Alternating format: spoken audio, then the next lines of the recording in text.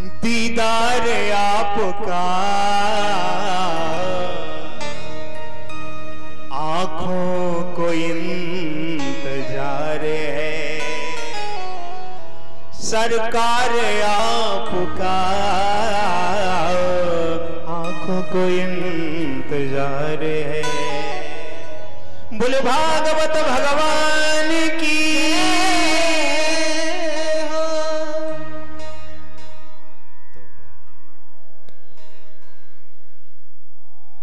बड़ी बेटी ने भगवान की प्राप्ति की, अब मझली बेटी ने भी भगवान की प्राप्ति की। उसके बाद में तीसरे नंबर की जो प्रसूति नाम की कन्या थी, उसका विवाह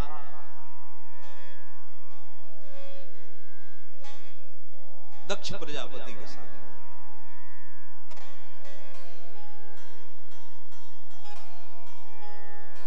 इनके यहां 16 कन्याएं हुई, 16 में से 13 धर्म को भी आई गई। ह्री श्री मूर्ति ये सब धर्म की पत्नियां। एक स्वाहा नाम की जो कन्या थी वो अग्नि देवता को भी आई गई। हवन करते हैं ना, बोलते हैं स्वाहा। जब तक स्वाहा नहीं बोलोगे तब तक आहुति नहीं ग्रहण होगी। क्यों? अग्नि देवता की पत्नी का नाम है स्वाहा। और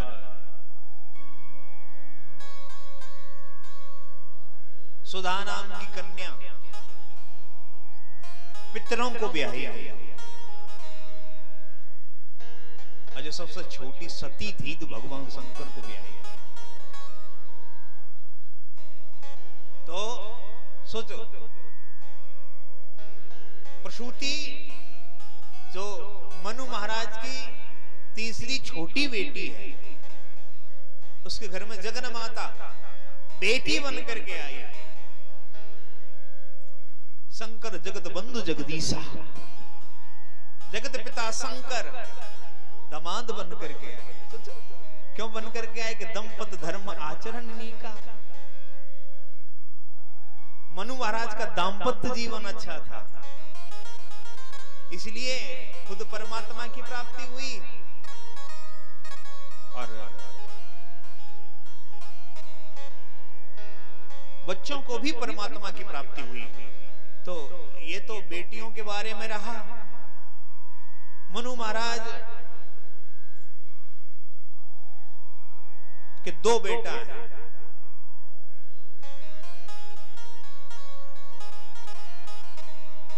उत्तानपाद और प्रियव्रत। सबसे पहले उत्तानपाद के बारे में जानते हैं। ये उत्तानपाद क्या है? उत ऊर्ध्व पादा यश सह उत्तानपादा, जिसका सर नीचे और पैर ऊपर, वह उत्तानपाद। ये कथाएं जो है सारी आध्यात्मिक दृष्टि से देखी जाए वो हमारी आपकी हैं। तो उत्तानपाद कौन है? हम ही आप हैं।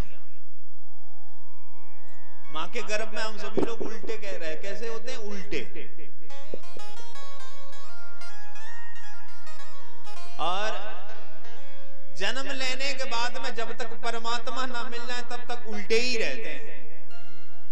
कैसे रहते हैं? उल्टे। जिसकी बुद्धि नीचे, उत्तानपाद कौन? जिसकी बुद्धि नीचे की ओर हो, जिसकी बुद्धि विकारों की ओर हो, जिसकी बुद्धि वासना की ओर हो, जिसकी बुद्धि अंधेरे की ओर हो, जिसकी बुद्धि पापों की ओर हो, जिसकी बुद्धि अधर्म की ओर हो, जिसकी बुद्धि असत्य की ओर हो, वो कौन है? उत्तानपाद। बुद्धि सीधी कब होती है? जब परमात्मा मिलते हैं तब।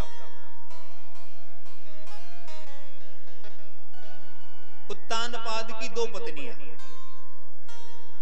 एक का नाम सुनीति और एक का नाम सुरुचि। सुनीति का मतलब क्या है? सुंदर नीति यश सह सुनीति।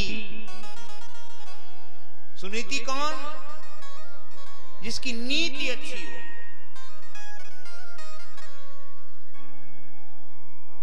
सुनीति माने सत्य, सुनीति माने सदाचार, सुनीति माने धर्म, सुनीति माने न्याय।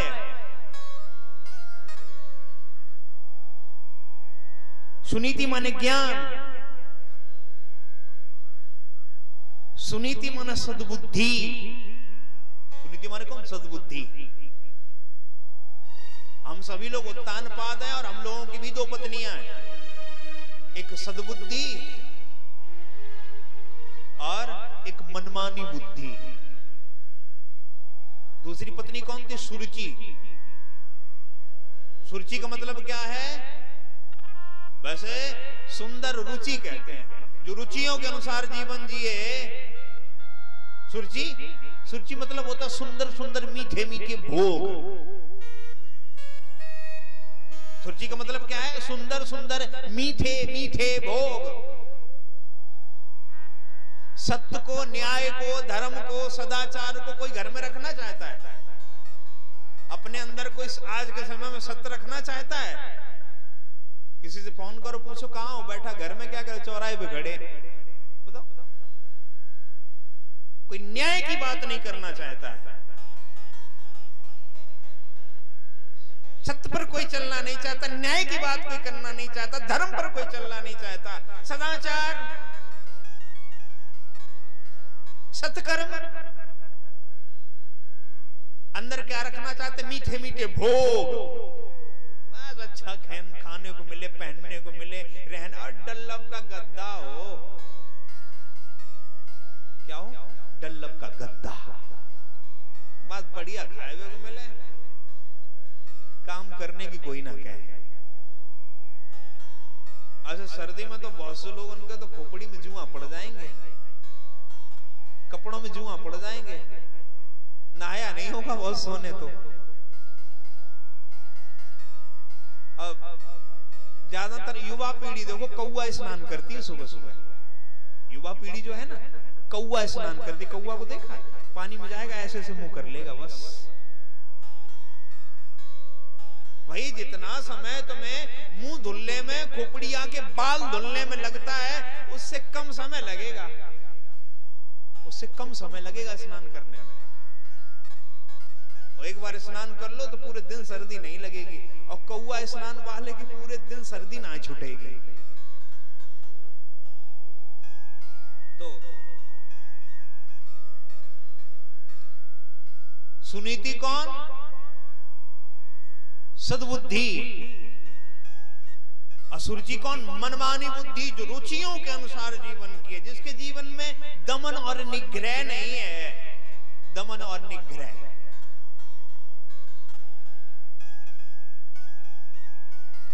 दमन करिए इंद्रियों का, निग्रह करिए। मन जो आंख देखना चाहे उसको मत देखिए, आप जो देखना चाहो आंख वो देखे। जिब्या जो खाना चाहे उसको मत खाइए, जिब्या जो बोलना चाहे उसको मत बोलिए। कहीं गाली दे दी तो सेवा हो जाएगी। जो खाने योग्य उसको खाइए। तो अंकुश, अंकुश लगाइए मन पर। ये मन ही, ये मन है ना, मन कथा में भी बाधा उत्पन्न करता है। कथा में बाधा उत्पन्न करता है मन, पता नहीं कहां चला जाए। अच्छा, यात्रा जिसके वाहन पर बैठ जाओ, जैसे आपको कन्नौज से यहां आना हो, कोई वाहन गांव वाले का मिल जाए तो वो जिधर से लेकर के आएगा उधर ही से तो आना पड़ेगा। तो मन अगर जिब्या के वाहन पे बैठ गया तो फिर कहां ले जाएगा? मन पहुंच गई हलवाई की दुकान पे। सोचो, किसी को बीड़ी पीनी है तो फिर उठ के जाकर बीड़ी पिएगा। भाई यात्रा, भाई जिसके वाहन पर बैठोगे तो यात्रा उसके ही अनुसार वो जहां से ले जाएगा वहीं से जाना पड़ेगा कि नहीं जाना पड़ेगा? तो संभल के रहिए भैया, इनके सबके वाहन है, इंद्रिय द्वार झरोका नाना। इंद्रियों के द्वार पे देवता जो ना कुंडली मार के बैठे हैं। देवता कौन है? भोग के रूप में, भोग के स्वरूप में, इनसे बचिए। तो सुनीति से क्या प्राप्त हुआ और सुरुचि से क्या प्राप्त हुआ? अगर सुनीति के अनुसार जीवन जियोगे तो जीवन प्रकाशमय होगा। ध्रुव आकाश में चमक रहा है, ध्रुव तारे के रूप में। सुनीति के बेटा कौन हुआ? तो ध्रुव। कल्याण उत्तान पाद का हुआ तो ध्रुव के कारण हुआ। आज भी आकाश में चमक रहा है। अगर नीति के, न्याय के, सत्य के हिसाब से जीवन जियोगे तो जीवन कैसा होगा? प्रकाशमय होगा। अगर रुचियों के अनुसार जीवन जियोगे तो जीवन कैसा होगा? अंधकार में। सुरुचि का एक बेटा हुआ था जिसका नाम था उत्तम। उत्तम का संध विच्छेद करिए। उत्तमा ने गहन, उत्तम माने अंधकार। उत्तमा ने गहन और तम माने अंधकार। गहन अंधकार, घनघोर अंधकार। अगर रुचियों के अनुसार, इच्छाओं के अनुसार जीवन जियोगे, मनमानी बुद्धि के द्वारा जीवन जियोगे तो जीवन कैसा होगा? अंधकार में होगा, अंधेरा ही अंधेरा होगा। ये कथा का सार है पूरा। तो नीति पर, सत्य पर, न्याय पर, सद्बुद्धि का प्रयोग करिए, मनमानी बुद्धि का नहीं। एक बार ध्रुव जी जब आए ना महल में, जंगल में रहते थे मां के साथ, तो सौतेली मां ने हाथ पकड़ के पिता की गोद से उतार दिया और कहा कि अगर इस गोद पर बैठना चाहता है तो तुझे मेरे कोख से जन्म लेना पड़ेगा। तूने उस अभागिन की कोख से जन्म लिया, इसलिए तेरा अधिकार नहीं है इसमें। तो जब ये कहा तो ध्रुव जी महाराज गिलानी से भरा है। किससे भरा है? गिलानी से।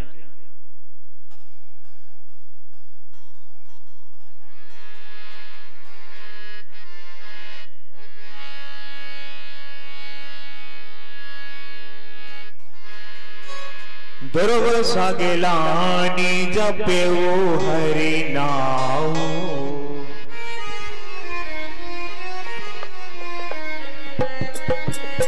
ध्रुव सा गिलानी जपे हरि नाम।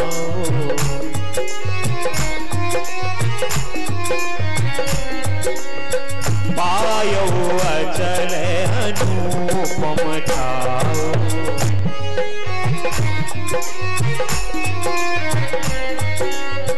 ध्रुव सा गिलानी,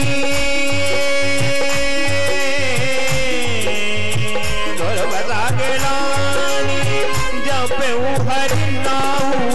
ध्रुव सा गिलानी जपे हरि नाम। पायो अचल अनुपम ठाऊ। पायो अचल अनुपम।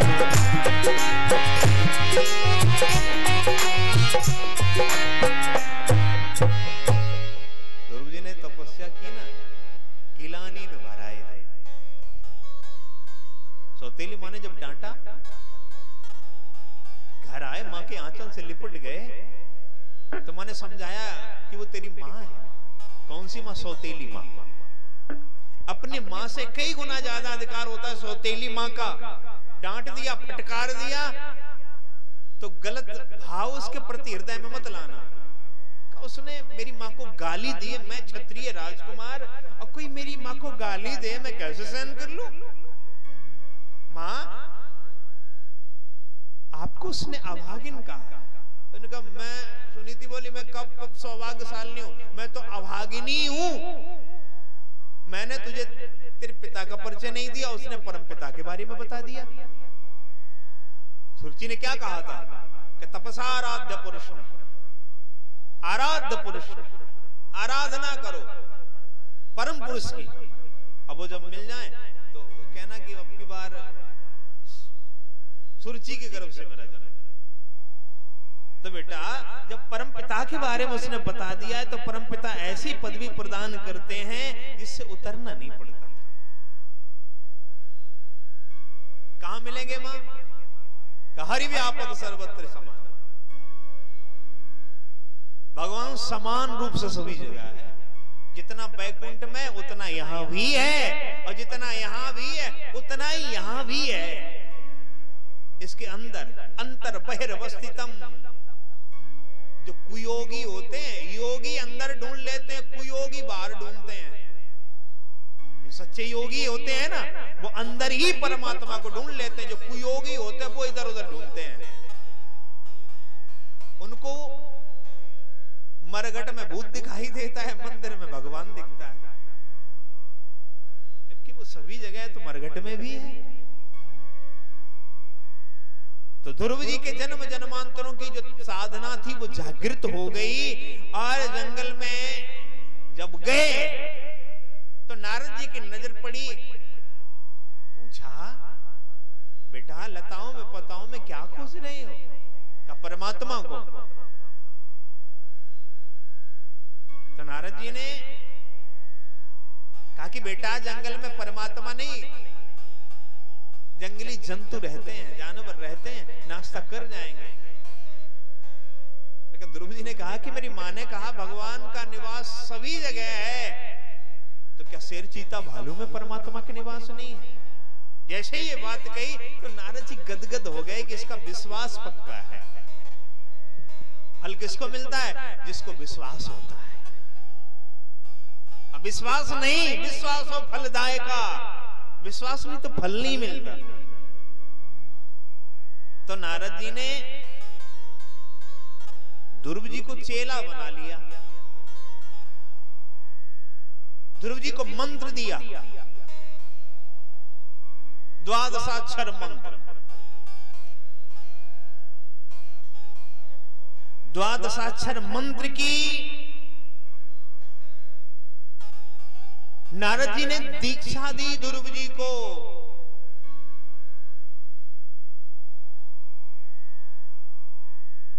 ओम नमो भगवते वासुदेवाय। वासुदेव मंत्र की दीक्षा दी नारद जी ने।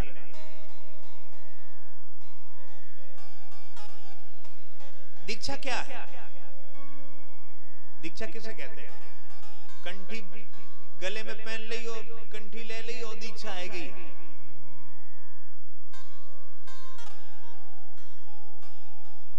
कान फूंकना दीक्षा नहीं होता, कंठी बांध लेना दीक्षा नहीं होता। दीक्षा का मतलब क्या है? दीयते दिव्य सद्भावम। दीक्षा का मतलब क्या है? दीयते दिव्य सद्भावम छीयते सर्व संशयम। दीक्षा का मतलब क्या है? दीयते दिव्य सद्भावम छीयते सर्व संशयम।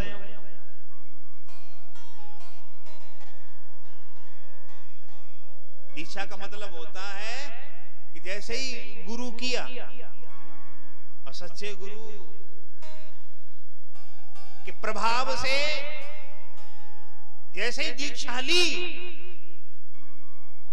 और गुरु की संगति में जैसे ही आए तो सद्भाव हृदय में आने लगे। धीरे धीरे गलत भाव अलग भागने लगे। छीयते सर्व संशयम। संशयात्मा विनश्यति। जो संशय अंदर भरे हुए थे ना, विनाशकारी, खुद के और दूसरों के, उन संशयों को उस दीक्षा ने समाप्त कर दिया। ये नहीं कि महाराज किसी पूछो किस मंत्र का जाप करते हो, और महाराज पेपर में लिखा था और टीवी पे आता है और बस उसी मंत्र का जाप करते हैं। इतना वो कारगर नहीं होता, उतना कल्याणकारी नहीं होता जितना गुरु के द्वारा दिया हुआ मंत्र कल्याणकारी होता है। गुरु होना चाहिए जीवन में जरूर। बगैर गुरु के जो मंत्र जाप करता उतना कल्याणकारी नहीं होता है, इतना ध्यान रखिए। सच्चे गुरु के द्वारा सिद्ध मंत्र होता है, और जब साधक को दिया जाता है, जैसे राइफल की गोली है ना, किसी को फेंक करके मारो तो ज्यादा ज्यादा किसी को थोड़ा खोपड़ी फाड़ देगी, थोड़ी बहुत कहीं खून निकल आए तो निकल आए। और वही गोली, वही कारतूस राइफल में धर करके किसी को मारो, काम कर देगी कि नहीं कर देगी? ऐसे ही मंत्र क्या है, वो है गोली राइफल वाली, और गुरु क्या है, राइफल। मंत्र रूपी गोली जब गुरु रूपी राइफल में धर करके जब मारी जाती है ना, तो काम कर देती है। तो गुरु के द्वारा मंत्र, नारद जी ने वासुदेव मंत्र की दीक्षा दी, द्वादशाक्षर मंत्र ओम नमो भगवते वासुदेवाय। स्थान बताया कि यहां से चले जाओ मधुवन, मथुरा में।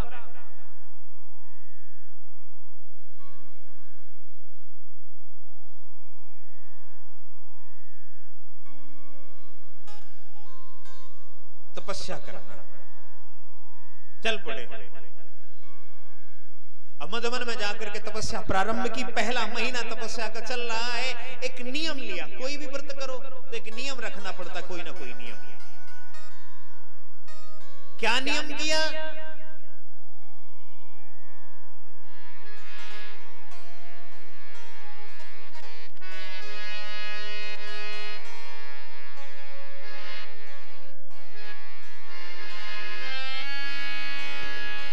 तिरातंते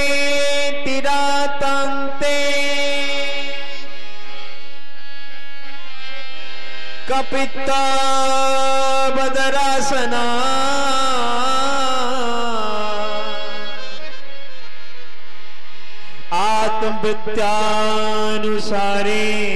आत्मवृत्त्यानुसारेण मासं नित्यं अर्चनं हरि। तिरातांते, तीन दिन के अंतराल में। कपित्तः बदरासना, आज जैसे कैथा, बेर, कंदमूल फल खा लिए, फल खाना प्रारंभ कर दिया। 3 दिन में एक बार फल खाए और 3 दिन तक नहीं खाए। ऐसे पहला महीना व्यतीत हुआ, दूसरा महीना प्रारंभ हुआ, फल छोड़ दिए, अब घास। 6 दिन के अंतराल में, 6 दिन में एक बार घास पत्ते खा लिए, 6 दिन तक वो भी नहीं। तीसरे महीने में फल छोड़ दिए, घास छोड़ दी। 9 दिन के अंतराल में, 9 दिन में एक बार जमुना मैया का जल पान कर लिया, और 9 दिन तक वो भी नहीं। चौथा महीना जैसे ही प्रारंभ हुआ तो जल भी छोड़ दिया। 12 दिन के अंतराल में, 12 दिन में एक बार सांस लेते हैं, और 12 दिन तक वो भी नहीं। यौगिक क्रिया है। क्या है? यौगिक क्रिया। जैसे 5वां महीना प्रारंभ हुआ तो प्राणवायु को जीत लिया, ब्रह्मरंध्र में केंद्रित करके खड़े हो गए। पंचमे वास्यानुप्राप्ते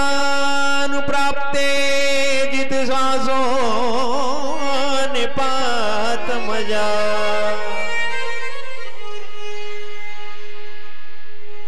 ध्यान ब्रह्म पदे केन तदस्तो स्थानो रिवाचला।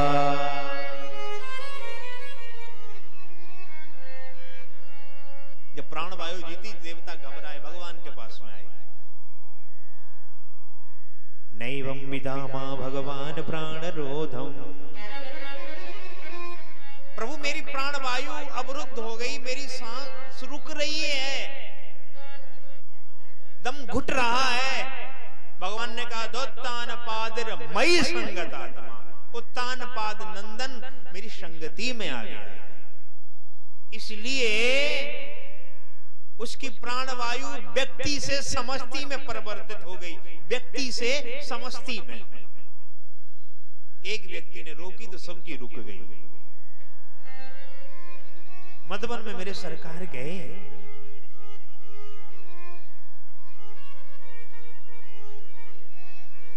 ध्रुव के दर्शन करने गए, दर्शन देने नहीं गए। अब सामने प्रभु खड़े, ध्रुव नेत्र बंद किए, खोल नहीं रहे। भगवान ने विचार किया, भगवान निर्निमेष नयनों से निरंतर निहार रहे हैं कि 5 वर्षीय बालक जिसके सामने मैं खड़ा हूं, नेत्र खोल क्यों नहीं रहा है।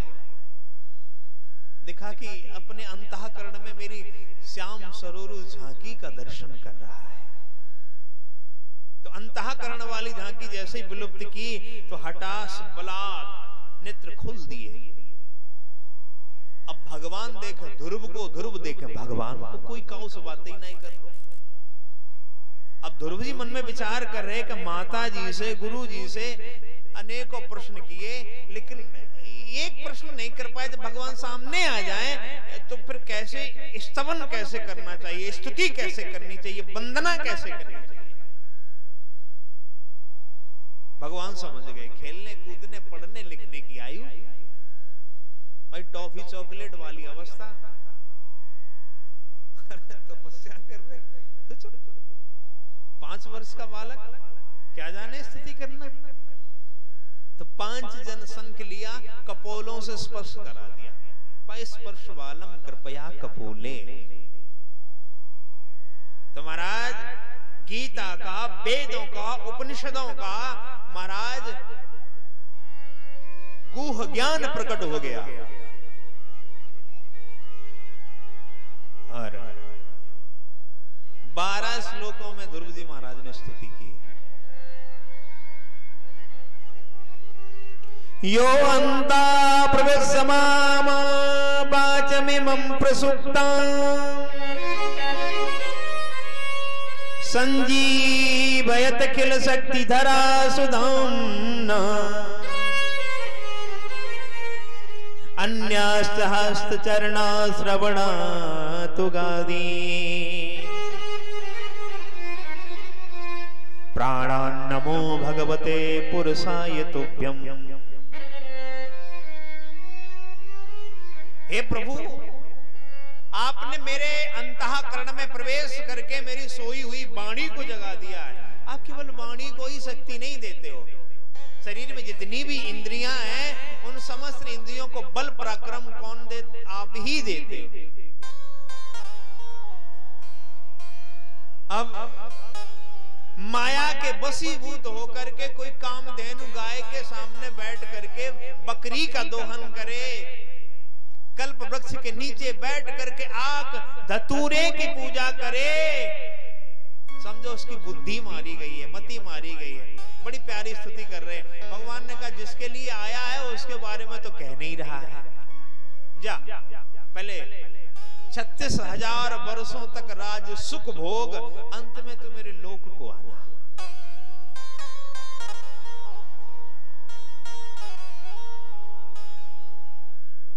तो बड़ी प्यारी स्तुति करते हुए घर की तरफ चल पड़े।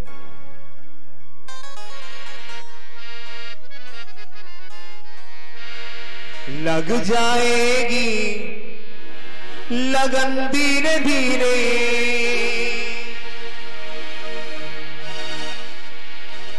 लग जाएगी लगन धीरे धीरे।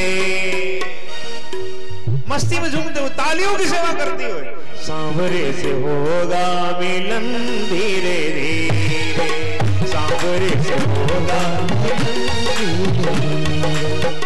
लग जाएगी लगन धीरे धीरे, लग जाएगी लगन धीरे धीरे, लग जाएगी लगन धीरे धीरे, लग जाएगी लगन धीरे धीरे, लग जाएगी लगन धीरे धीरे सांवरे से होगा मिलन धीरे धीरे सांवरे से होगा मिलन धीरे धीरे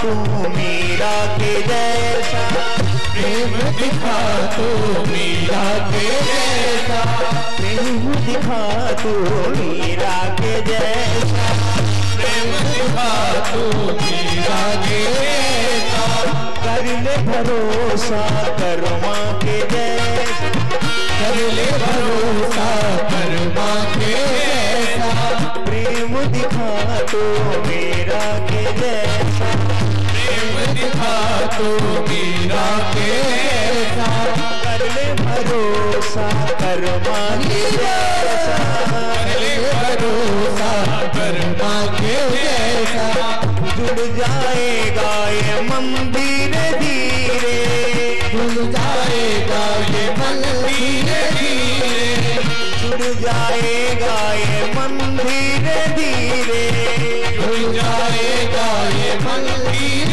धीरे जुड़ जाएगा ये मंदिर धीरे सांवरे से होगा मिलन धीरे धीरे सांवरे से होगा मिलन धीरे धीरे सांव जी से होगा मिलन धीरे धीरे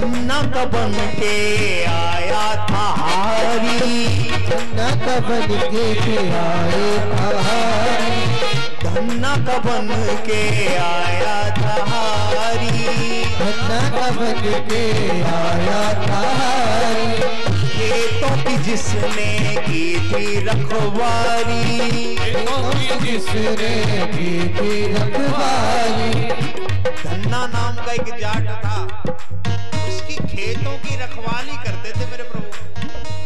और खाने को क्या मिलता था? केवल रोटी दे देता था धन्ना, और रोटी खा करके मेरे प्रभु रखवाली करते थे।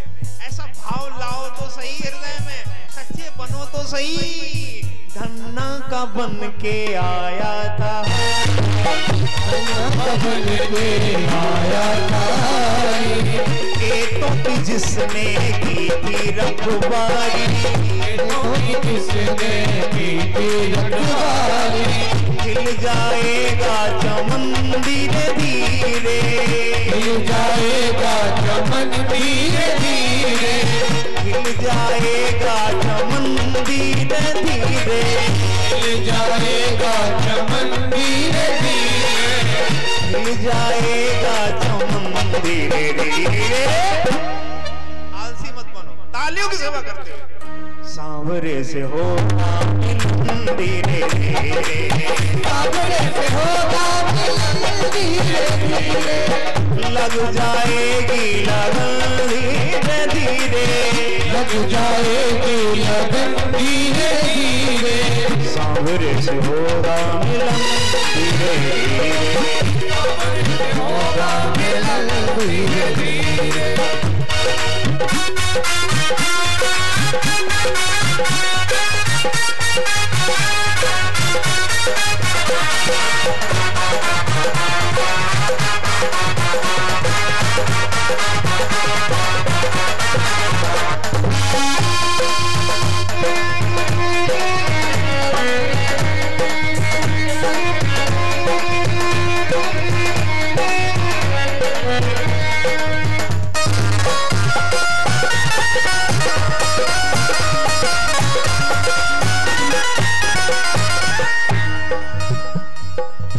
अर्जुन के जैसा कर ले समर्पण, अर्जुन के जैसा कर ले समर्पण, अर्जुन के जैसा कर ले समर्पण, अर्जुन के जैसा कर ले समर्पण, चरणों में कर दे तन मन तू अर्पण, चरणों में कर दे तन मन को अर्पण, अर्जुन के जैसा कर ले समर्पण, अर्जुन के जैसा कर ले समर्पण, चरणों में कर दे तू तन मन अर्पण, चरणों में कर ले तन मन अर्पण, तड़प उठेगी अगन धीरे धीरे, तड़प उठेगी अगन धीरे धीरे, तड़प उठेगी अगन धीरे धीरे, तड़प उठेगी अगन धीरे धीरे, तड़प उठेगी अगन धीरे धीरे, सांवरे से होगा मिलन धीरे धीरे, सांवरे से होगा मिलन धीरे धीरे, सांवरे से होगा मिलन धीरे धीरे, लग जाएगी लगन धीरे धीरे, लग जाएगी लगन धीरे धीरे, लग जाएगी लगन धीरे धीरे, लग जाएगी लगन धीरे धीरे, सांवरे से होगा धीरे धीरे, सांवरे से होगा धीरे धीरे, सांवरे से होगा, सांवरे से होगा मिलन धीरे धीरे, मिलन धीरे धीरे, सांवरे से होगा सांवरे से होगा मिलन धीरे धीरे, धीरे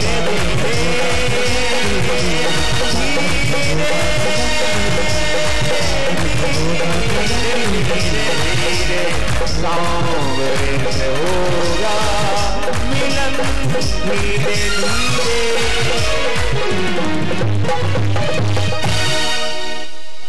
लग जाएगी लगन धीरे धीरे, लग जाएगी लगन धीरे धीरे, सांवरे से होगा मिलन धीरे धीरे। बोले भक्त वत्सल भगवान की, बोले भागवत भगवान की। इस प्रकार से ध्रुव जी के ऊपर कृपा की, जा पर कृपा राम की होई, ता पर कृपा करे सबको। तो जो मां फूटी आंखों देखना पसंद नहीं करती थी, स्वागत समारोह में सबसे पहले आगे खड़ी। तो पाप से डरिए, पापी से नहीं। गुरु जी ने बताया कि पाप से डरिए, पापी से नहीं। अंदर के पाप को मारिए, पापी के। अगर पापी से डर लगने लगा तो तुम और पाप कर दोगे। तो सबसे पहले उसी मां को प्रणाम किया जो फूटी आंखों देखना पसंद नहीं करती। ध्रुव जी का भाई था एक उत्तम, सुरुचि का बेटा। यक्षों के हाथों वो मारा गया। ध्रुव जी ने यक्षों पर चढ़ाई करने का मन बना लिया। मनु महाराज ने समझाया। ध्रुव जी को भगवान तो मिल गए, लेकिन प्रहलाद जी की तरह भगवान के भक्तों में उनकी श्रेष्ठ गणना नहीं हुई। प्रहलाद जी सत्संगी थे, ये सत्संगी नहीं थे। पद प्रतिष्ठा तो मिल गई, लेकिन प्रहलाद जी का नाम 12 भागवतों में आता है, 12 भागवतों में। भगवान की जो सृष्टि प्रक्रिया में सहयोग करते हैं।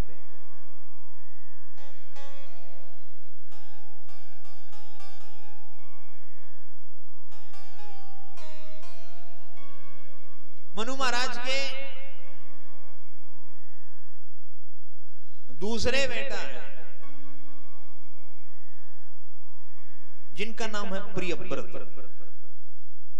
जरा उनके ऊपर भी दृष्टिपात करते हैं। प्रियव्रत का मतलब क्या है?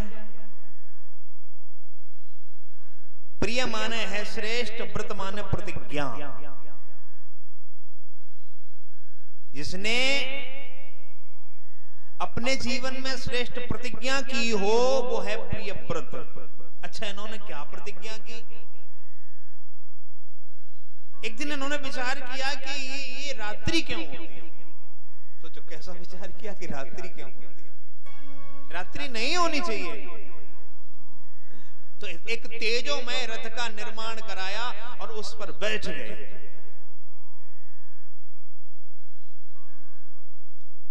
संसार की 7 प्रदक्षिणा की, 7 परिक्रमा की। कितनी की? 7 दिनों तक पृथ्वी पर रात्रि नहीं होने दी। ब्रह्मा जी आए, समझाया, कहा बेटा यहां जैसे दिन का अपना महत्व है वैसे ही रात्रि का अपना महत्व है। तस्याम जागृति संयमी विषय वासना से रात्रि को व्यतीत करते हैं, और जो संयमी पुरुष होते हैं वो भगवान का भजन करके व्यतीत करते हैं। यहाँ काम का भी अपना महत्व है। काम मर्यादा में तो भगवान का स्वरूप है। मर्यादा को लांग देता है तो उसी की निंदा होने लगती है। ये जो षड्विकार हैं, 6 प्रकार के जो विकार हैं, भगवान ने ऐसे ही नहीं बनाए। इनका अपना अपना स्थान है, अपना अपना प्रयोग है। सत्संग किया नहीं हम लोगों ने, अच्छे लोगों में बैठे नहीं, इसलिए इनका प्रयोग नहीं हम लोगों को आ रहा है। काम का, क्रोध का, लोभ का, मोह का, मद का, मात्सरता का, इनका में प्रयोग नहीं आ रहा है। यहाँ कोई चीज भगवान ने, जो भगवान के द्वारा बनाई गई, अच्छा बुरा हम लोगों ने ही बना दिया है। इसको अच्छा मान लिया, वो अच्छा, बुरा मान लिया, बुरा कुछ नहीं है, केवल प्रयोग नहीं आता। जैसे किसी ने सब्जी बनाई, नमक नहीं डाला, जो खाए सो मुंह बनाए। दूसरे दिन इतना ध्यान रखा कि महाराज 1 बार नहीं 2 बार नमक डाल दिया। तीसरे दिन इतना ध्यान रखा कि सब्जी में नहीं खीर में डाल दिया।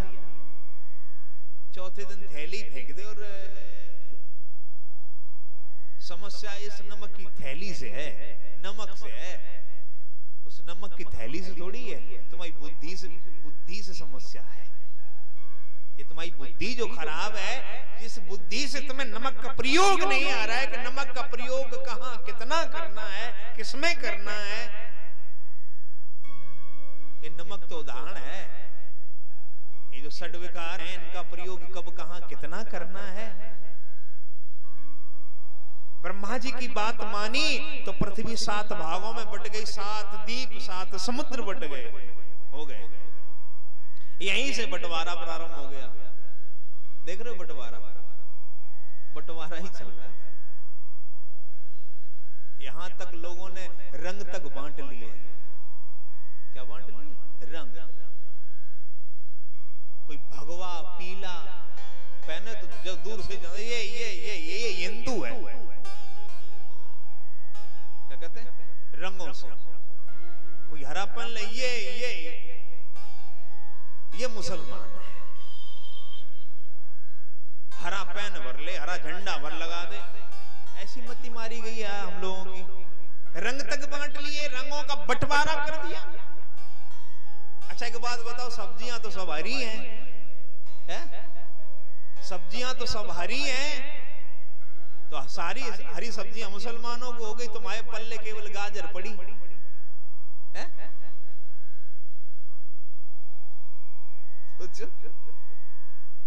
हद हो गई। अभी एमपी में जब चुनाव चल रहा था तो हनुमान जी का बंटवारा कर रहे थे लोग। भाई हवा पर किसी के बाप का कब्जा है। हनुमान जी कौन है? पवन पुत्र है। वायु किसी के बाप की बपौती है? बताओ। हनुमान जी तो सबके हैं। सारे संसार के। अगर हवा सबकी है, अगर पवन सबका है, तो पवन पुत्र भी सबका है, किसी एक का नहीं है। बड़ी समस्या है। तो आज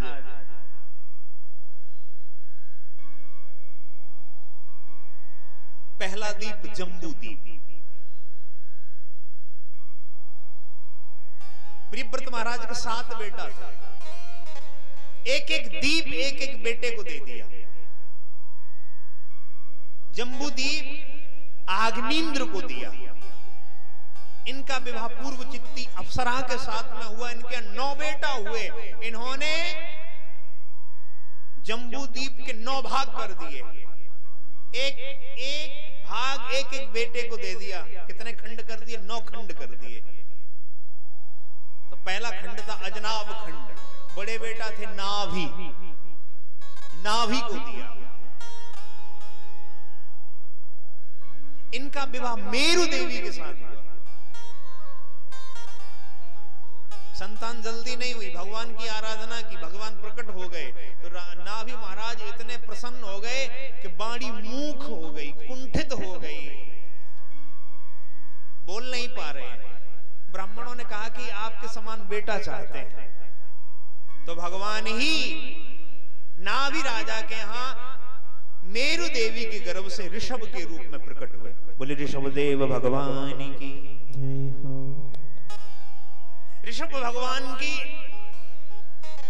कीर्ति ऐसी फैली, ऐसा फैला कि इंद्र को ईर्ष्या होने लगी। इंद्र ने ऋषभ भगवान के राज्य में वर्षा करना बंद कर दिया। तो भगवान ये इंद्र कौन है? इंद्र भगवान नहीं है। इंद्र देवता है, भगवान का कर्मचारी है। कौन है? कर्मचारी। शनि देवता है, भगवान नहीं है। इसलिए तेल चढ़ाओ सो समझ के चढ़ाओ। अपने कलेश काटने के लिए तेल चढ़ाओ, लेकिन अपने मन को मत उसके चरणों में चढ़ाओ कि बस शनि मेरे हैं। राम जी बैठे हुए हैं, राम जी को प्रणाम नहीं कर रहे, पीपा भर तेल शनि पहुंच रहे।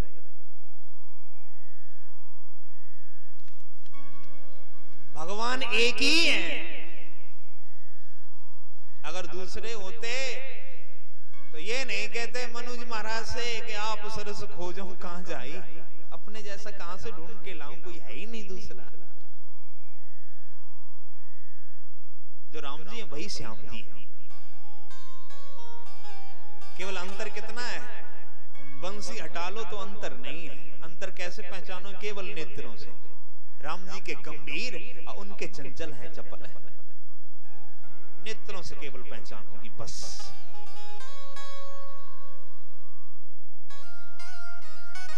तो वर्षा करवाली इंद्र लज्जित हुआ तो अपनी पुत्री जयंती को लेकर देव। इंद्र बड़ा बुद्धिमान है। कैसा है? दधीच को प्रणाम किया, बदले में हड्डियां मांग ली। सोचो कितना चतुर है। तो अपनी बेटी को लेकर के आया और विवाह कर दिया। जयंती के गर्भ से ऋषभदेव भगवान के यहाँ 100 बेटा हुए। कितने हुए? 100।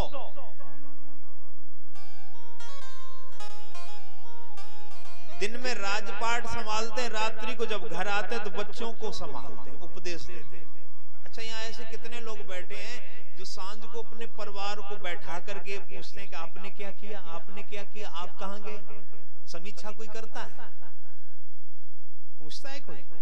परिवार अगर सही तरीके से संभालना है तो पद को ही केवल मत संभालो, पैसा ही कमाने के चक्कर में ना पड़ो, अन्यथा पैसा ही हाथ में लगा रह जाएगा। बच्चा क्या कर रहा है, कहां जा रहा है, कैसे पढ़ रहा है, एटीएम तो दे दिया है, लेकिन एटीएम से निकाल करके खर्च कहां कैसे कर रहा है? कहीं गलत संगत में नहीं हो रही, कहीं हुक्का बार में तो नहीं जाने लगा, कहीं बियर बार में तो नहीं जाने लगा। कभी नहीं, कोई सोचता ही नहीं पैसों के पीछे। जिनके लिए कमा रहे हो जिस नींव पर आपके बुढ़ापे का भवन तैयार हो रहा है, कहीं वो नींव कमजोर तो नहीं हो रही है। ध्यान रखिए। रात्रि में जब वापस घर आओ ना, तो सबको बैठा लो, समीक्षा करो कि आपने क्या किया, आपने क्या किया। घर वालों से पूछो, पिताजी को भोजन दिया कि नहीं दिया, मां की तबीयत कैसी है, पूछा कि नहीं पूछा। इन सब चीजों पर ध्यान दो। परिवार ऐसे ही नहीं, लेकिन आज के समय में क्या है कि अगर सास घर में, ससुर घर में, तो ऐसा लगता है जैसे बहुत बड़ी बीमारी है। क्या आप सास नहीं बनोगे? क्या आपकी बेटी कभी ननद नहीं बनेगी? रिश्ते ऐसे ढूंढे जाते कि जहां घर में ननद ना हो। सोचो, अब जब सास ससुर नहीं होंगे, ननद नहीं होगी, तो फिर बच्चे दूध फिर मोबाइल को देख करके ही पिएंगे। सोचो कौन उनको खिलाएगा, कौन संभालेगा? विचार करो, उनके अंदर ऐसा संस्कार कहां से आएंगे? बाबा के पास, बाबा ये क्या है? बाबा के पके हुए बाल ये बता रहे हैं कि जीवन जीने की शैली इनके पास में है, वो अनुभव है जीवन के। ये पके हुए बाल नहीं है, ये जीवन के अनुभव है पके हुए इनके पास में। छोटा बच्चा बाबा के पास में जाने दो उसको। एक एक संस्कार किसके द्वारा आएंगे? दादी के द्वारा आएंगे, बाबा के द्वारा आएंगे। आपके पास तो है ही ना, कम से कम बूढ़े वालन के पास भेजो, उनके पास में है संस्कार।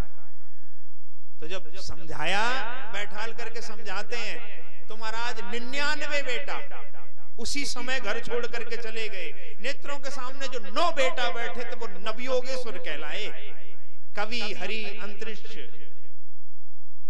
द्रुमल, चमस, करभाजन आदि आदि नवयोगेश्वर कहलाए। तो मेरे कहने का तात्पर्य है कि घर को भी संभालिए, उसकी भी समीक्षा करिए समय समय पे, अन्यथा सब बेकार हो जाएगा। जिनके लिए आप पसीना बहा रहे हो, दिन से दिन नहीं देख रहे हो, रात से रात नहीं देख रहे हो, खाना पहनना सब दूभर है, कहीं वो गलत दिशा में तो नहीं जा रहे। इन सब का ध्यान रखिए। कथा यही सिखाती है, कथा यही समझाती है, सत्संग में यही बताया जाता है।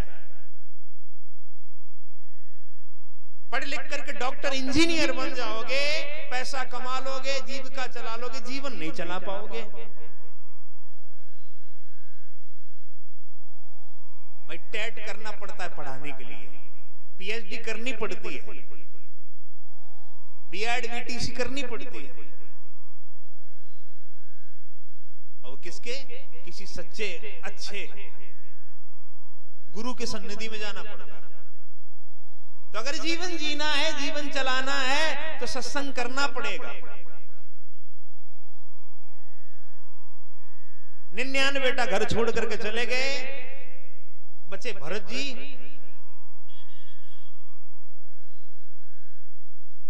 भरत जी गद्दी पर बैठे और राजा बने।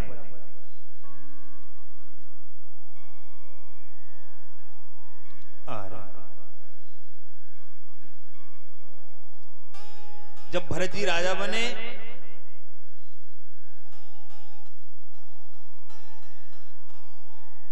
ऋषभदेव जी घर छोड़ करके चले गए।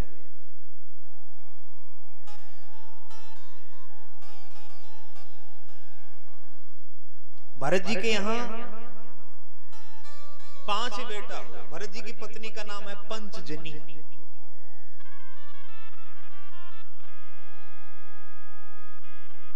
कालांतर में बड़े बेटा सुमति को राजपाट सौंप करके पुलहा आश्रम गंडकी नदी नेपाल में, आज के समय में नेपाल में है, जहां शालिग्राम भगवान प्रकट होते निकलते हैं। बहुत गहरी नदी है गंडक, जहां दामोदर कुंड बना हुआ है। वहां जाकर के तपस्या करने लगे।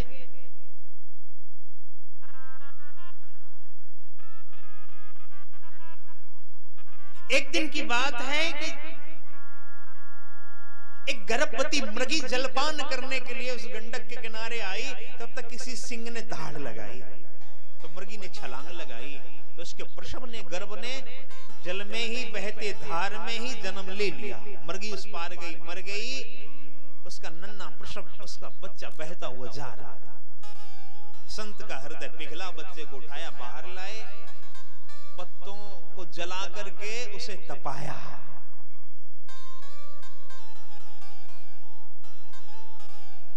अब मन उसी में लग गया।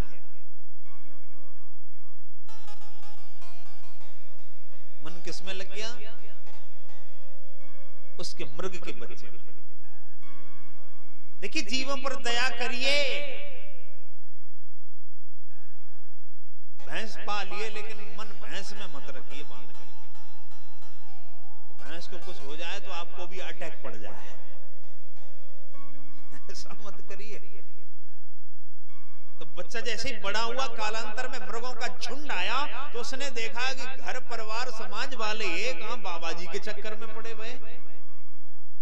तो ये माला जाप कर रहे थे और तब तक वो उस झुंड में सम्मिलित होकर के चला गया। विरह वेदना इतनी बड़ी, पीपल से पूछ रहे, बरगद से पूछ रहे, नदियों से, पहाड़ियों से, घाटियों से पूछ रहे कि तुमने मेरा मृग कुमार देखा। सूर्य से, चंद्रमा से पूछ रहे। अंत में प्राण त्याग दिए।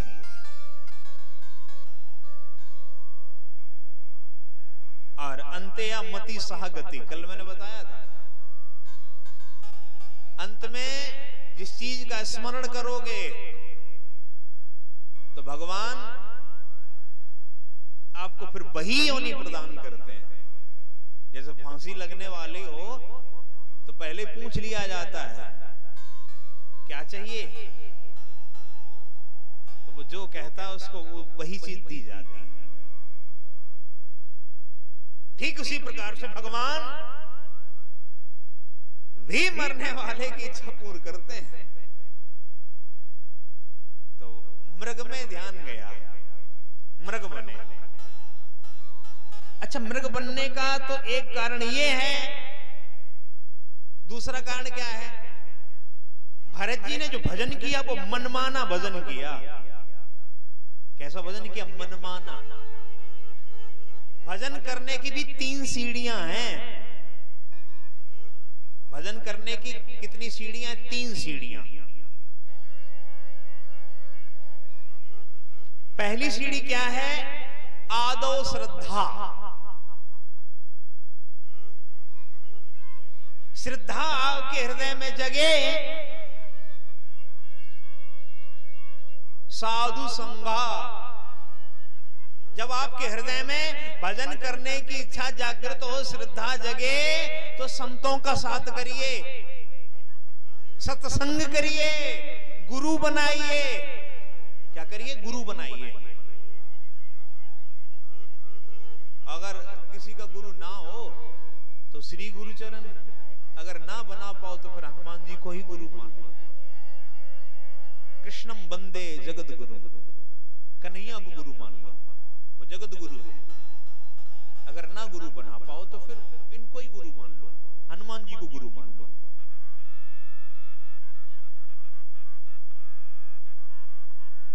और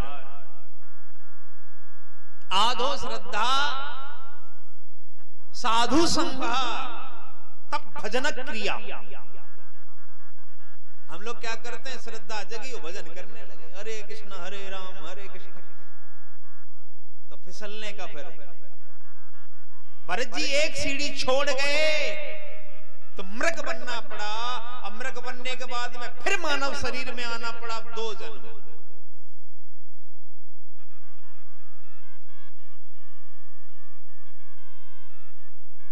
तो लांघिए मत, और अगर लांग गए ना तो भरत जी तो 2 जन्मों के लिए गए, हम लोग पता नहीं क्या जन्मों के लिए जाएं। तो भरत जी एक सीढ़ी को छोड़ गए थे। जैसे श्रद्धा जगी वैसे ही गंडकी नदी पर आकर के भजन करने लगे, तो गुरु नहीं बनाया था, सत्संग नहीं किया था। और गुरु और सत्संग क्या बताते हैं? भजन करने की क्रिया बताते हैं, भजन कैसे करना चाहिए, किस प्रकार से करना चाहिए।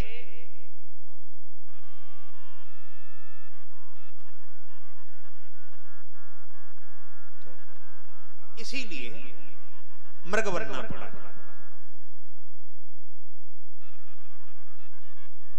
अंतिम अवस्था हो, फोटो खिंच रही हो, तो फिर मोहड़े को सही कर लो, कॉलर फॉलर ठीक कर लो। फोटोग्राफर को आंख मत दिखाना कि मेरी आंखें ही बंद थी।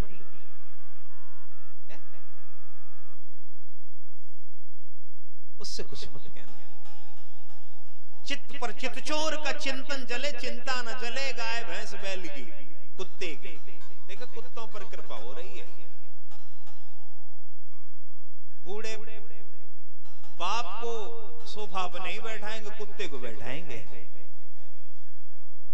बूढ़े बाप को नहीं ले जाएंगे टहलाने, पकड़ के हाथ कुत्ते को स्टेशन तक ले जाएंगे। पर ऐसे लोग मरेंगे तो फिर कौन सी योनि में जाएंगे? बड़ी बड़ी गाड़ियां खड़ी होती देखते कैसे सूंघते आकर के। बताना चाहता है कि ऐसी तुम्हारे पास है कि हमारे पास तो 4-6 थी। इसलिए समझ जाओ, कृपा करो तो सोच समझ के करो। गाय पालो। ये कुत्ते पहले कौन पालते थे? कुत्ते चांडाल पालते थे। कुत्ते इंसानों के पालने की चीज नहीं थी। कुत्ते कौन पालते थे पहले? चांडाल। काटना और चाटना दोनों ही कुत्ते का दोष बताया गया है। कुत्ते के दोनों दोष हैं। कुत्ता काट ले चाट ले दोनों बराबर ही है। तो संभल के रहो।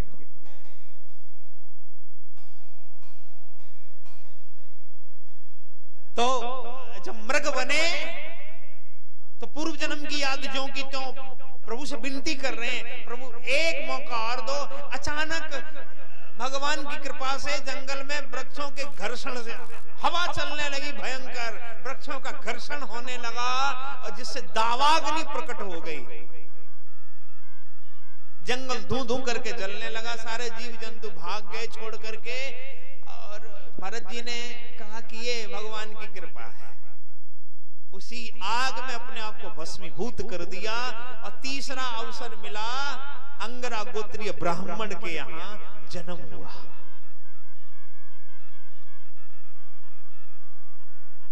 दिव्य चेहरे की कांति, दिव्य आभा प्रभा। पिता ने देखा कि ये बेटा मेरा नाम रोशन करेगा। बड़े हुए तो नाम क्या रखा? भरत। यज्ञोपवीत किया, गायत्री मंत्र दिया। का सुना देना, एक शब्द नहीं बोले। का विचार कर रहे हैं कि जिससे हटना चाहते उसी में लगा देंगे हमें।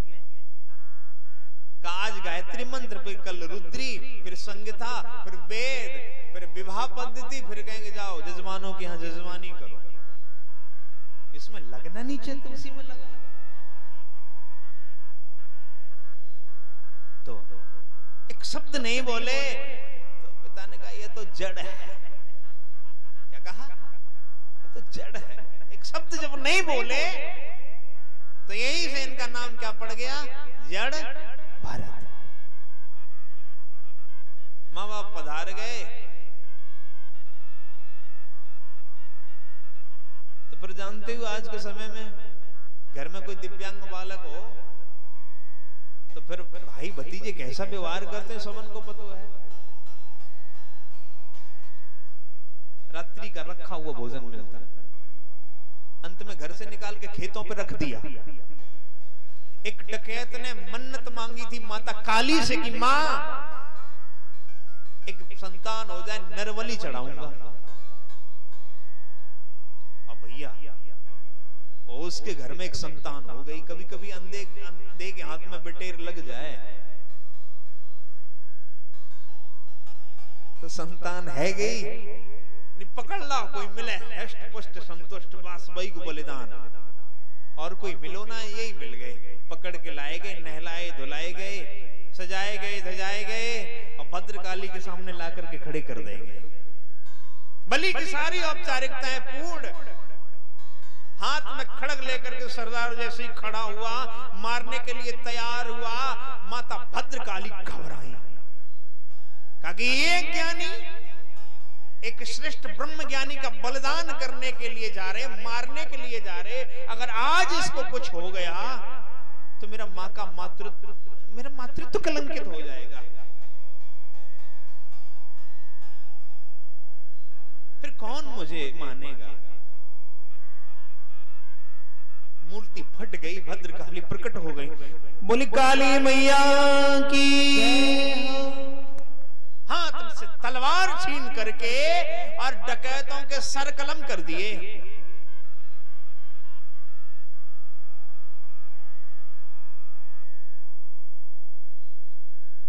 मनी मन मां को प्रणाम किया और उसी जंगल में विचरण करने लगे। एक दिन की बात है कि एक रहुगढ़ नाम का राजा था, सिंध सोवीर देश का। कपिल आश्रम में पालकी पर बैठ करके सत्संग करने जाता था। उसके भारवाहक की तबीयत खराब हो गई एक की। अब पालकी में 4 भारवाहक लगे हुए हैं, 4 कहार। एक की तबीयत खराब भई तो 3 रहुगढ़ का कोई मिले वह पालकी में जोत ले। जड़ भरत जी मिल गए, लगाए लो।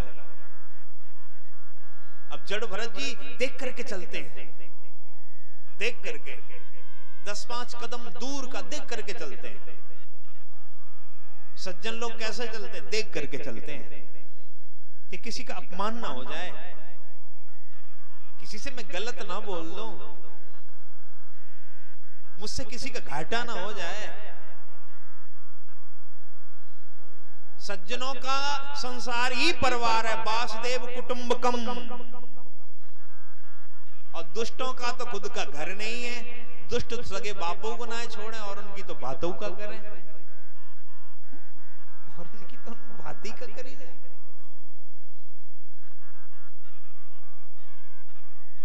तो जैसे ही छलांग लगाई तो रहुगढ़ पालकी में बैठा तो बांस पालकी का रहुगढ़ की खोपड़ी से टकराया तो कुंडली उसकी जागृत हो गई।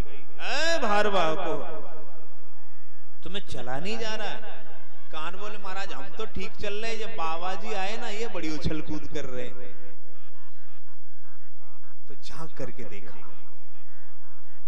व्यंग के बाण छेड़ने लगा। चिकतसामी दंड पानी रिवा। काहे मत वाले, तू जानता नहीं है मैं कौन हूं? मैं यमराज का बड़ा भाई हूं। छोटा नहीं बताया, बड़ा। बड़ा क्यों बताया? कि यमराज मरने के बाद सुधारते, हम जिंदा ही सुधार देते हैं। ऐसी मार लगाएंगे ना तो तुम्हारी चाल बदल जाएगी। जीवन की 40 बसंत बीत गए, आज तक एक शब्द नहीं बोले। आज बोले।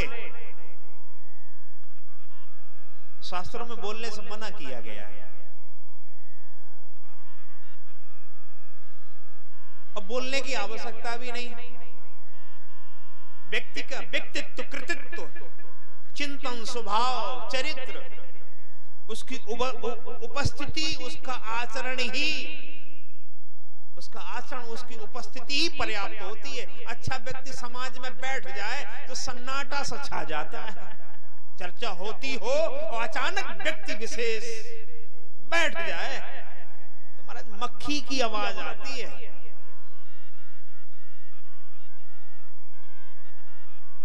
लोगों की मक्खियां नहीं भिनकती। गुरुष्ट मौनम व्याख्यानाम शिष्यातु छिन्न संशया। जो अच्छे लोग होते हैं ना, जो अच्छे गुरु होते हैं ना, वो मौन रह करके ही समाज का कल्याण कर देते हैं, शिष्यों का कल्याण कर देते हैं। अच्छा, प्रकृति में एक चुप्पी सी छाई हुई है, देखा? नदियां कभी बोलती नहीं है, सुना है? नदियां कभी बोलती हैं, लेकिन नदियां जब बोलती हैं ना, किसके रूप में? पहाड़ के रूप में। जब अच्छे व्यक्ति जब बोलते हैं ना, अच्छे व्यक्ति को जब छेड़ा जाता है ना, तो नदियों की तरह तट और तटबंध फिर टूट जाते हैं। फिर कोई मर्यादा बचती नहीं है। नदियां जब बोलती हैं बाढ़ के रूप में, तट और तटबंध, गंगा जी में बाढ़ दिखी है? आज पंडित जी सुबह आए तो बता रहे थे महाराज के सन 77 में ऐसी बाढ़ आई कि गौरी शंकर को स्नान करा दिया महाराज। सोचो, तो फिर पता नहीं चलता है घाट कहां है, न मेहदी घाट को पता चलेगा न राजघाट को पता चलेगा, फिर राजी काज को पता चलेगा केवल। पृथ्वी को बोलते कभी देखा है? नहीं बोलती है, लेकिन जिस दिन बोलती भूकंप के रूप में बोलती है, और जैसे ही महाराज हिलती है ना तो फ्लैट खाली हो जाते हैं, लोग पार्क में खड़े हो जाते हैं, फ्लैट खाली हो जाते हैं।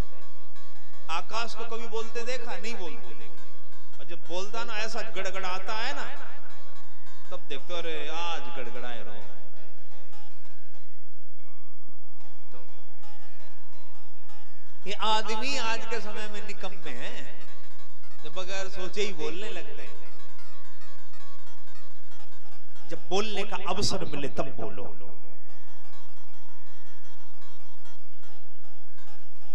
तो बोले, प्रश्न उठता आज ही क्यों बोले? का अगर आज ना बोलते तो रहुगढ़ नरकगामी हो जाता।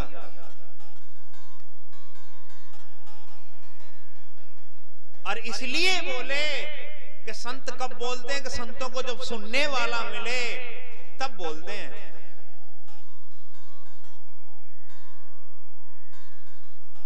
मूर्खों के सामने नहीं बोलते हैं। सठ में और मूर्ख में अंतर है। सठ सुधरे सतसंगत पाई, और मूर्ख हृदय न चेत, जो गुरु मिले बिरंच सम। मूर्ख में और सठ में अंतर है। मूर्ख कौन है? आज के पढ़े लिखे, विज्ञान पे भरोसा करेंगे, भगवान पे नहीं करेंगे। तुम्हारी विज्ञान ने क्या दे दिया? विज्ञान पे भरोसा करेंगे। जो आज मोबाइल से बात कर रहे हो, संत महात्मा तो ध्यान बंद करके ही बात कर लेते थे। अभी विज्ञान वहां तक पहुंचा नहीं है, बहुत समय लगेगा। सोचो, हमारे यहाँ धड़ किसी का और सर किसी का। अभी विज्ञान यहां तक नहीं पहुंचा है कि किसी आदमी सर दूसरे आदमी का हो और सर किसी और आदमी का हो। यही कम आदमी के धड़ पे आदमी का सर जोड़ दे, अभी यही संभव नहीं है। सोचो, भगवान शंकर ने अपने घर में ही ऐसे चमत्कार कर दिए। सोचो,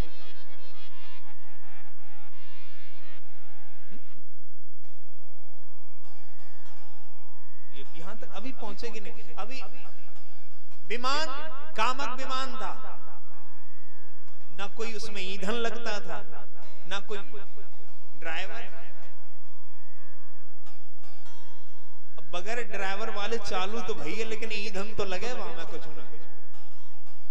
तो अभी इसको बहुत समय लगेगा इसको पहुंचने में। ये जो पश्चिमी देशों के वैज्ञानिक, अगर भारत सारे वैज्ञानिकों को बुला लेना तो सब ये फकीर हो जाएं। सारे अच्छे वैज्ञानिक भारत वाले तो वही हैं। तो सारा विज्ञान अपने यहाँ का है और सारा ज्ञान भी अपने यहाँ का है, कहीं और का नहीं है। ये वेदों को शास्त्रों को उठा करके ले गए और उन्हीं का रिसर्च करके ये सब कुछ कर रहे हैं। तो विषय आज बोले सुनने वाला मिला। रहुगढ़ सत्संगी है। कैसा सत्संगी? कपिल आश्रम में सत्संग करने जाता है, संत कब बोलते सुनने वाला मिले। कि राजा है, थोड़ा रजोगुणी है। रजोगुणी समझते हैं? जो ऑर्डर दे करके काम खुद ना करे, दूसरे से कराए, वो है रजोगुणी। बैठा बैठा चलो हमें उठा करके ले चलो, हमारे लिए ये लाओ, हमारे लिए वो लाओ। अरे तुमने ये काम नहीं किया। ऐसा स्वभाव जिसका है वो समझ लो वो रजोगुणी है। बैठ करके जो काम कराए वो कौन है? वो राजा। तो अगर ये गुण निकाल दिया जाए तो सत्संगी।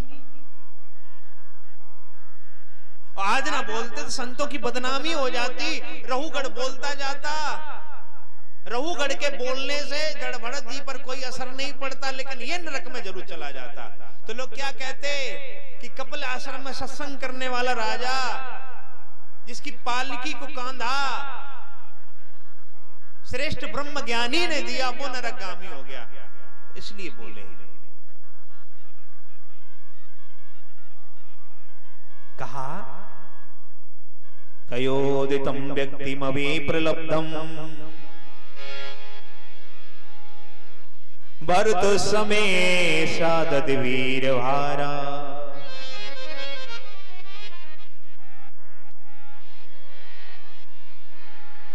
गंतुर यदस्यादगम मद्वा पीवे तरासो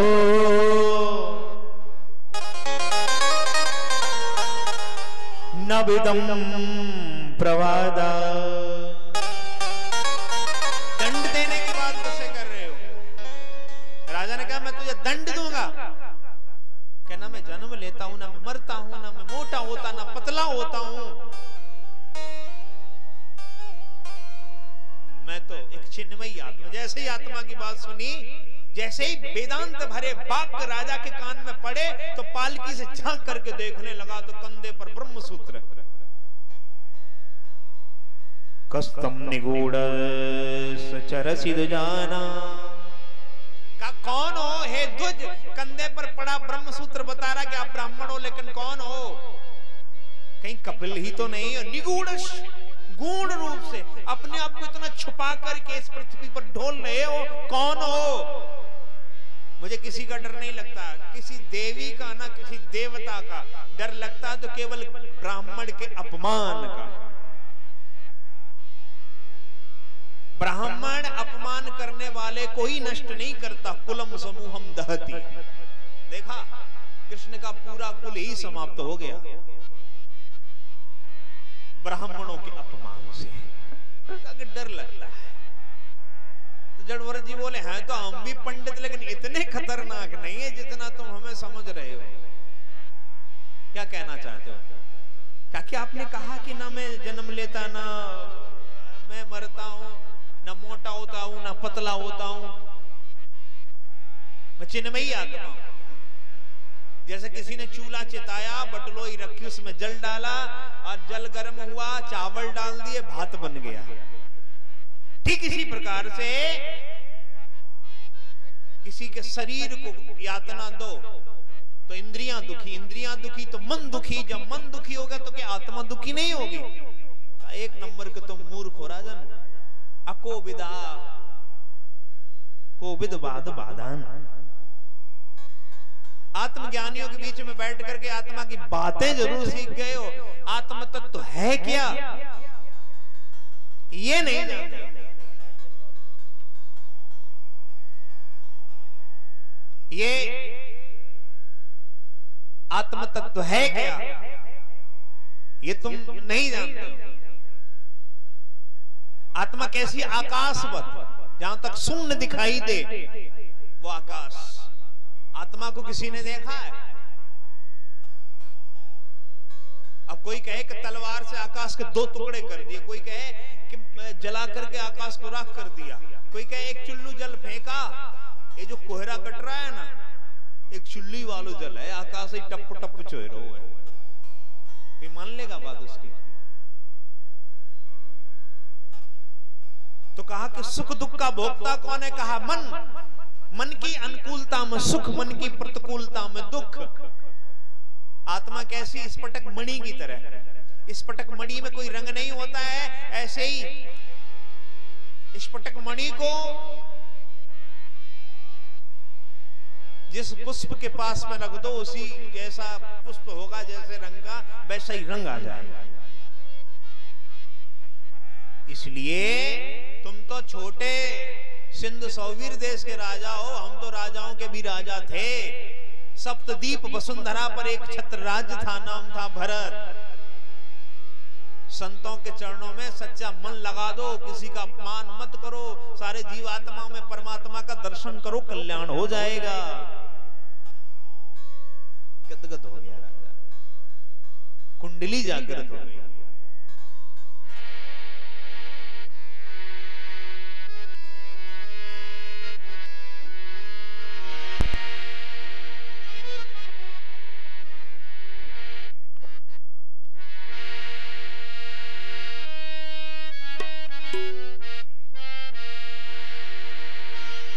जो पेड़ हमने लगाया पहले